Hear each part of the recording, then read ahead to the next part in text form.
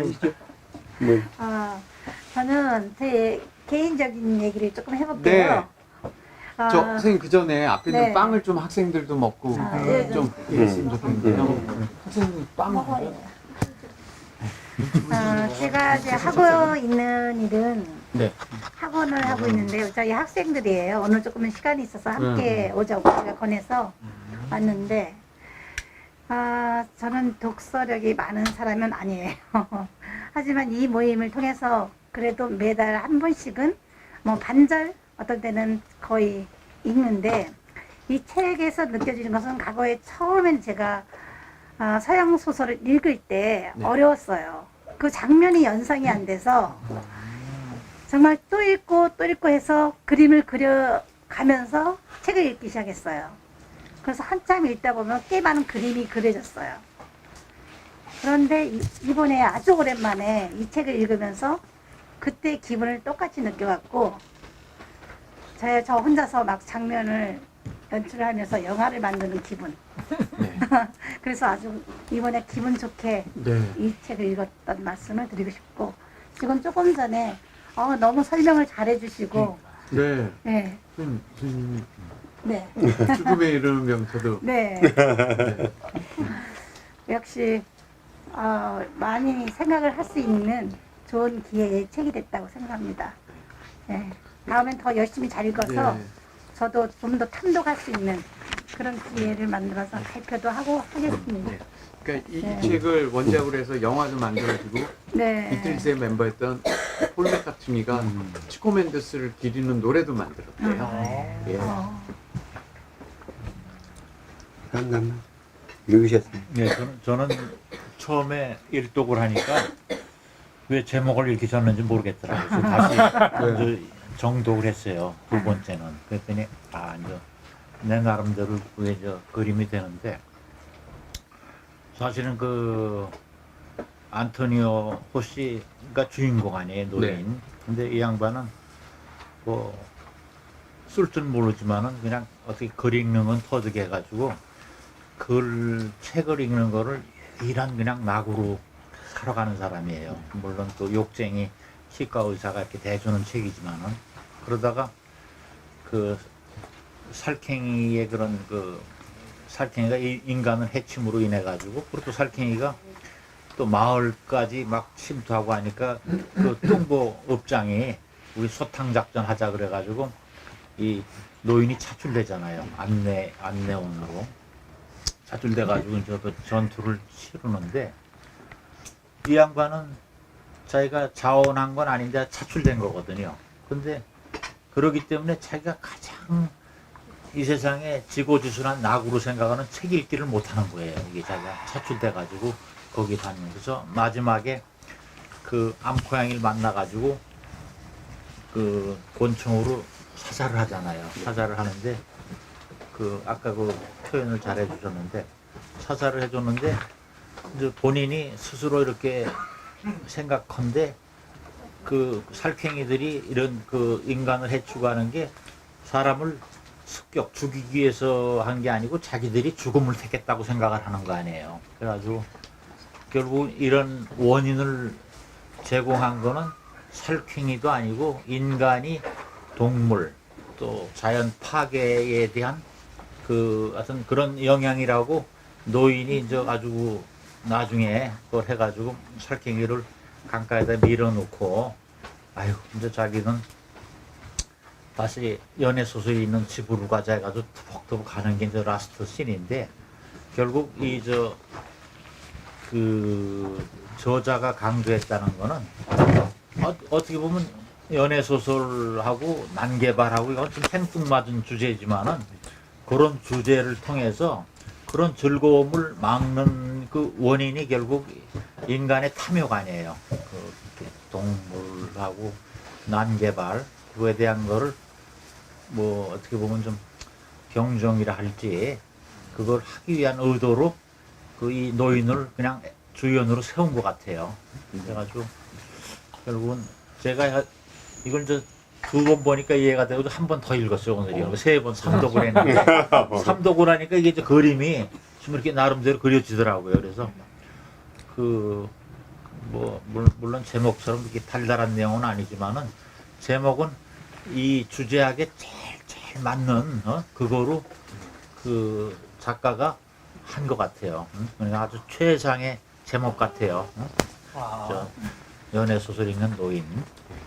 그래서 하여튼 그러니까 어떻게 보면 그 노인을 내세워 가지고 자연 파괴, 동물 파괴, 환경 파괴에 대한 그냥 고발하는 것 같아요. PD 수첩식으로 이 작가는 그거를 그 노인을 모델로 해서 그걸 이렇게 좀 알려주기, 그러니까 맞으면 경고하고 하는 그런 의도였다고 생각을 해요. 네.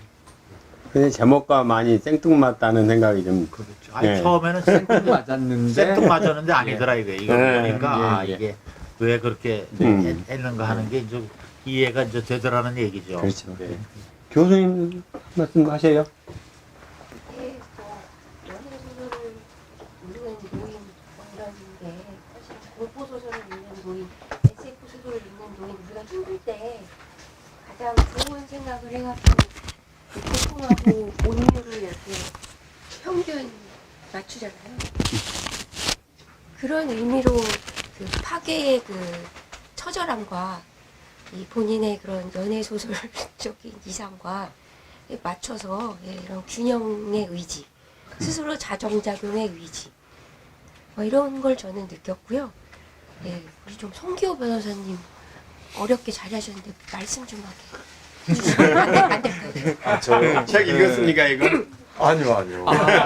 책에 대해서만 얘기해야 돼 오늘. 책에 대해서만. 아, 그래도 우리 한번 다른 이야기를 또 이 공간이 너무 좋고 또 보시는 분들이 좋아서 네. 왔습니다. 또 네. 피디님도 보고 싶었고요. 이거 한번 읽으셨어요. 근데 사장님께 강요하는 것도 자연스러운 행위가 아닙니다. 그래도 이거 봐봐 이렇게 많이 준비했는데. 한 말씀. 많이 준비한 건 아니고요. 그냥 소설 얘기하는 것도 뭐 다 얘기했으니까 그냥 그 생각만 했습니다. 뭔가 하면 작가가 원했던 게 어떻게 보면 인간과 자연의 조화로운 삶인데 예를 들어 여기 살쾡이 저도 이렇게 찾아보니까 남미에서는 퓨마인 것 같아요. 퓨마. 네. 2m짜리. 예. 싸우기 민망하잖아. 예. 짜만한 거나 싸워야지. 예. 퓨마인 것 같은데 그 생각을 했어요. 저는 또 해외에서 오래 살아가지고요. 뭐 브라질도 가봤고 저는 갔다 오신 네팔에 오래 살았거든요. 네팔에도 정글이 많습니다. 근데 팔도요? 예. 인도 국경에 정글이 많은데 거기 사람들이 가난하니까 먹고 살 게 없으니까 정글이 정부 땅이나 왕 땅인데 들어가서 농사를 많이 짓거든요. 근데 그러다 보면 거기 사는 게 코끼리, 그다음에 뭐 야생 들쏘가 해가지고 공격해가지고 밭이 닫고 사람들이 죽고 그러면 또 쏴서 죽이고 악순환이 계속 하거든요. 근데 여기서도 퓨마가 어떻게 보면 사람을 죽였잖아요. 근데 비근한 게 최근에도 뭐 곰이 캐나다인 거죠 죽였는데 만일에 똑같이 동물이 육식 동물이 사람을 죽였다 그러면 걔를 죽여야 되나 아니면 그냥 살려서 방면해야 되나 그게 어떻게 생각하는지 한번 궁금하더라고요. 이런 경우에 그러니까 자연과 좋아하는데 우리 어떻게 보면 사람을 죽인 거니까 살인마니까 죽여야 되는데 또 어떻게 보면 걔는 여기 살쾡이도 아기가 없잖아요. 근데 또 그렇다고 살려두면 또 사람을 공격할 수 있고 피맛을 봤으니까 얘는 어떻게 할까? 비근한 예로 그 얘기했지만 전 세계 지구에서 지금 벌어지고 있거든요. 계속 서식지를 파괴하고 그러니까 걔들은 살려고 공격하고 한국도 고라니 와가지고 밭 다 망치잖아요. 맞죠. 예, 멧돼지 그렇고. 그러면 그래서 저는 답이 안 나오잖아요. 그냥 조화로운 삶도 없고 그렇다고 사람을 죽인 걸 살려주기도 그렇고 그렇다고 또 그걸 죽이면 너무 잔인하고 그러니까 그런 생각을 했습니다. 변호사님 있는데 네. 성기호 변호사님 어떻게 한 말씀? 송사님. 아, 왜 저를 자꾸 저라면은 사람들이 자제해야 될 것 같아요. 사람들이 어느 정도 좀 물러서서 그 동물들의 공간을 만들어 줘야 되지 않을까. 물론 이제 그 특정 동물을 어떻게 하느냐 문제는 또 다르겠습니다만. 그래서 사람을 죽였으니까 일단. 다른 사람이 이제 또 피해를 더 입지 않기 위해서는 우리 송기호 변호사님 말씀처럼 그렇게 해요. 그들도 살 수 있게끔. 만약 서울대공원에서 호랑이가 나와가지고 사람을 죽였다 그러면 보통 우리 마음 같아서는 사살하잖아요. 근데 그 또 사살한 것도 맞을까 싶더라고요. 시골에 이제 재밌는 얘기가 있는데 시골에서 이제 독사나 이런 게서 물려 죽잖아요. 그러면 이제 시골의 마을에서 대부분 이러더라고요. 저도 좀 알아봤는데 그거를 반드시 잡아가지고 죽여요. 그 주민들이 그렇게 자발적으로 해요. 근데 이제 우리 동네에도 그런 분이 있었는데 그 죽은 사람 옷을 가지고 그 뱀 물린 자리로 가면 뱀이 또 나온다는 거예요. 그래가지고 진짜 잡아가지고 와서 이제 이렇게 죽이는 그런 행사를 벌이더라고요. 그런 거. 그러니까 그거는 이게 미신적인 건지 뭔지 모르지만 너 여기도 뱀 잡아서 그때 여기 나오죠 여기도. 아, 노인이 처음에 물렸을 때 그럴 때 있죠. 물린 상태에서 쫓아가가지고 예. 난도질을 치지. 그렇죠. 예, 여기도 놓칠 수가 있는데 그런 부분이 있어요. 네. 예. 근데 이제 요즘 젊은 친구들 입장에서는 자기 잘못에 대해서 미리 그 인간하고 동물이 합의한 게 아닌데 그런 이유만으로 와갖고는 뭐 자기 애완견을 작살내긴다든지 막 이러면은 이해할 수가 없거든요. 네, 이 중에 이제 그러죠. 사슴 하나의 목숨이나 인간 하나의 목숨이 왜 이래 형량이 더 높냐고 물어보는 친구들 앞에서는 지금 이제 아시다시피 지금 뭐 환경보호 이런 거 외치는 세대들이 지금 청년 세대들이기 때문에 그 세대들한테 명확한 답을 사실 못 주겠어요. 풀한포기 생명이 우리보다 훨씬 못하다 이렇게 할 수는 없거든요. 네. 우리가 침략자일 수가 있으니까. 사람만 죽으면 바로 다 작살내야 된다는 이론은 우리가 만든 거예요. 우리가 만든 거죠. 인간이 만든 거예요. 우리가 아니라 인간이. 네. 하고 싶은 것 같은데. 저는 알겠습니다. 그래도 매력적인 노인이란 연애를 하는 노인이면 더 매력적이었을 텐데 연애에서 읽는 소설이니까 뭐 오늘 좀 많이 공부를 하러 왔습니다. 오늘 많이 여러 가지 면에서 제가 많이 공부하고 있습니다. 아실 분들 네. 저 선배님 제가 한 말. 더 말씀드려도 될까요? 네. 네. 이 학생들도 있으니까 소설적으로다가 물론 이제 뭐 다 느낌이라는 건 뭐 죽음을 말할 수도 있고 생존을 말할 수도 있고 환경을 말할 수 여러 보는 각도에 따라서 자기 입장에서 말을 하는 거니까 뭐를 말해도 독후감에는 하자가 없습니다. 그런데 이제 이거는 소설이잖아요. 그리고 이 분량이 원고지 한 600~700매 정도의 장편이라고 치기는 장편입니다. 장편은 원고지 분량으로 말해서 장편은 맞는데 중편을 약간 뛰어넘는 장편 그런 정도의 분량이고 또 이 책에서 얘기하고자 하는 것은 연애 감정 물론 여러 가지가 다 있지만 전제를 하고 연애 감정을 여기서 얘기한다면은 이 치과 의사가 흑인 몸 파는 흑인가의 그 흑인을 적절히 이용하는 방법이 나오고 있어요. 물론 흑인이 치과 의사에게는 문학을 전수해주는 또는 설명해주는 비서 역할을 하고 있잖아요. 그로 말미암아 그 흑인에게서 들은 이야기를 전달받고 책을 사서 노인한테 갖다 읽게끔 해드리는 내용이 있습니다. 이제 본질을 얘기하자면 그런 거예요. 근데 물론 이제 다 사견도 뭐 많이 섞이다 보니까 이제 본질 부분에서 그러면 이 흑인 여자는 불과 뭐 분량으로 말하면 한두 페이지 나올까 말까 한 내용이긴 하지만 그 안에서 주어지는 장치성이 있는 거예요, 소설은.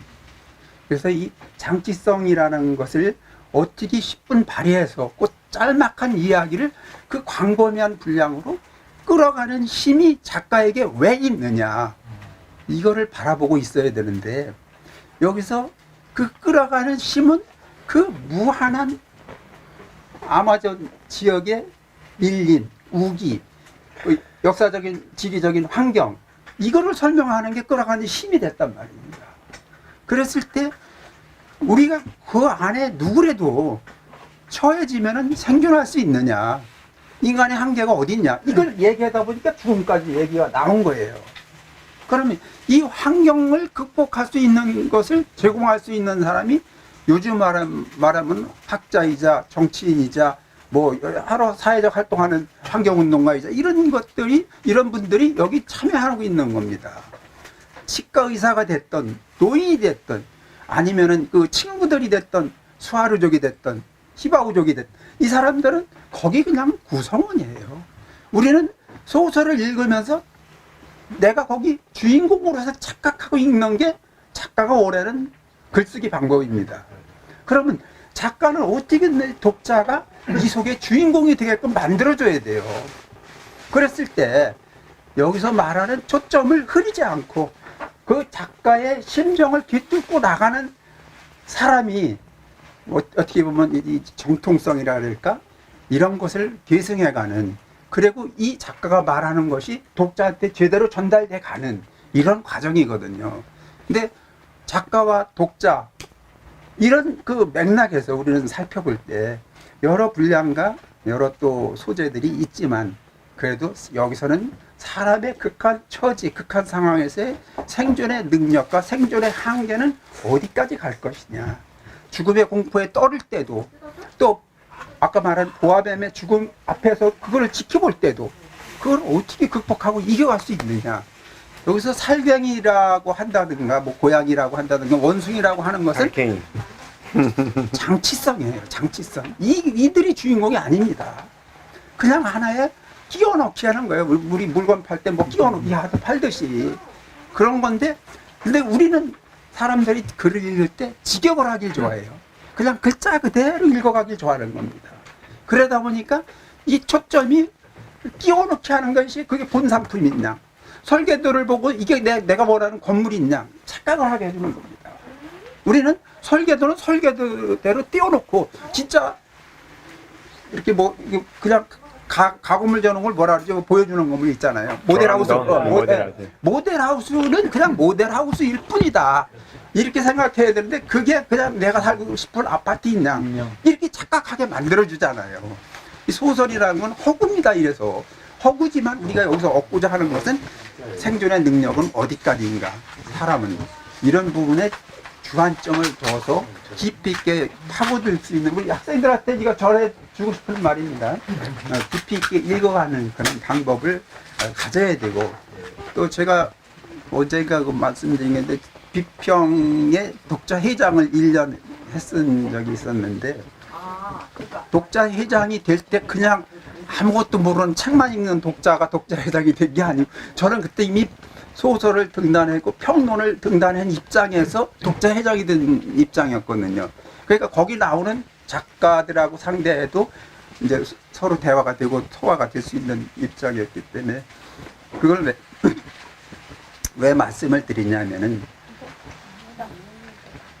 우리나라에서 내노라 하는 그 출판사에서도 이러한 제도적인 장치를 두고 독자를 우대함으로써 많은 그 판권을 소유하게 되고 이제 자기들은 어떤 영업 어떤 그런 환경을 만들어가는 것처럼 우리가 글을 읽을 때 특히 이제 그러한 주안점을 내가 초점을 어디에 두고 읽어야 되는지, 그래서 이것은 그냥 글자 학생들한테 얘기하는 거예요. 학생들이 들으라고 얘기하는 겁니다. 글자 그대로 읽는 거가 중요한 게 아니고 글자를 해석하면서 읽을 수 있는, 내용을 파악하면서 읽을 수 있는 그런 시선을 가지고 진정한 독자가 돼 주십사 하고 젊은 학생들한테 제가 권유를 드리겠습니다. 네. 이상입니다. 마무리 말씀을 좀 질문이 하나 있네요. 네네. 명 PD 감독님을 모셔서 저요? 영광인데요. 네.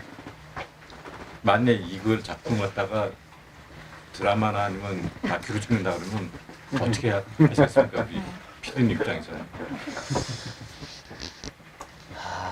일단 뭐 영화로도 누가 만드셨고, 그 다음에 이거는 다큐멘터리로 한다면 굉장히 좋은 다큐가 나올 수밖에 없는 게 매력적인 인물이 나오잖아요. 노인. 오랫동안 그 밀림에 사는 원주민인 수아르족과 함께 살았고, 그러고 그 나이가 되도록 살아남았고, 그러고 사냥도 잘하고 밀림의 생태도 잘 알고, 이런 소설도 있고 연애 소설도 있고. 그러니까 굉장히 매력적인 사람이